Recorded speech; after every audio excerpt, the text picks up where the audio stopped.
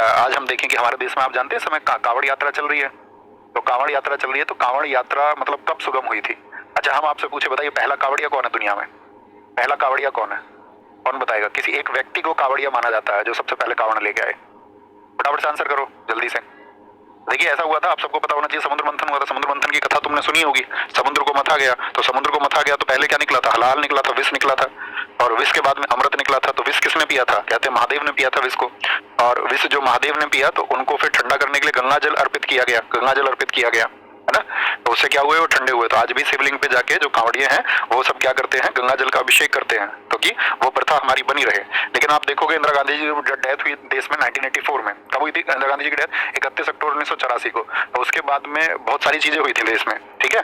तो एक तो ये मैसेज दिया गया था कि भाई आपका जैसे विहिप जैसे संगठन थे आपका, या 1984 में आपका अयोध्या में भी एक समिति बनी राम मंदिर के लिए। तो इन सब ने संगठित प्रयास किया इस बात के लिए कि भाई अब सनातन को इकट्ठा करने की जरूरत है और एक इकट्ठा मैसेज देने की जरूरत है। तो उस समय पर भी कांवड़ यात्रियों ने, बहुत सारे जो आपका लोग थे, मतलब कि जो हमारे देश में प्रमुख लोग थे, उन्होंने खुद इसमें पार्टिसिपेट किया था। बहुत सारे नेताओं ने पार्टिसिपेट किया, तो ये जनमानस तक पहुंची।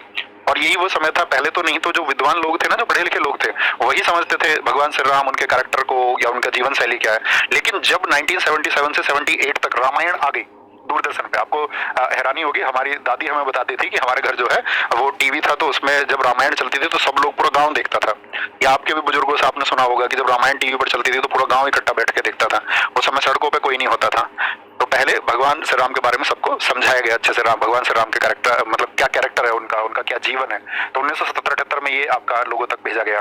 फिर आपका महाभारत इसके बाद में, तो महाभारत के कैरेक्टर सब लोगों तक पहुंचे या समझाए गए अच्छे से। आप देखोगे उस युग में क्या हुआ था, वो मतलब उसको हम 1980 का दशक बोलते हैं, या 1980 के बाद में, यानी 1984 के बाद में ही कहें तो 90 तक। तो ऐसे बहुत सारे कलेक्टिव अप्रोच हुए थे, तो लोगों तक ये विचारधाराएं पहुंची। और फिर लोगों तक, फिर उस समय पे क्या हुआ, भारत का सड़क नेटवर्क भी थोड़ा अच्छा हुआ। सड़क नेटवर्क हुआ तो कांवड़िए बहुत अच्छे से पहुंच पाते थे। तो इस तरह से सब संगठित प्रयास हुए और उन चीजों को आगे बढ़ाया गया। तो इन सबसे क्वेश्चन पूछा जाता है आपका, एक तो क्या बोलेंगे,